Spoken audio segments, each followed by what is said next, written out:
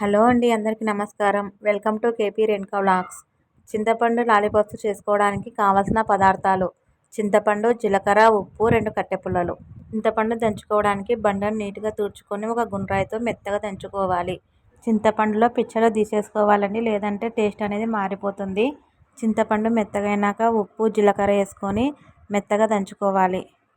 చాలామంది చిన్నప్పుడు ఇలా చింతపండు లాలీపాప్లు తినే ఉంటారు. నేనైతే చాలా తిన్నాను ఇలానే. మా అమ్మ చిన్నప్పుడు డబ్బులు ఇచ్చేది కాదు, ఇలా చింతపండు, ఉప్పు, జీలకర్ర వేసుకొని కందికాయ కట్టు ఉంటుంది కదా, దాన్ని పెట్టేసుకొని తింటుంటాను లాలీపాప్ని. నేను తినేది కాక నా ఫ్రెండ్స్ కూడా చేసుకొని పోతుంటే ఇలా. చింతపండు మెత్తగైన తర్వాత చిన్న గుండెలా చేసుకొని ఏదైనా పుల్లలకు పెట్టేసుకుంటే లాలీపాప్స్ రెడీ అయిపోయినాయండి చింతపండువి. ఇక్కడ చూడండి నా అల్లుడు ఎలా తింటున్నాడో వీటిని. ఈ వీడియో కనుక మీకు నచ్చినట్లయితే లైక్ చేయండి, షేర్ చేయండి, కామెంట్ చేయండి. నా ఛానల్ని తప్పకుండా సబ్స్క్రైబ్ చేసుకోండి ఫ్రెండ్స్.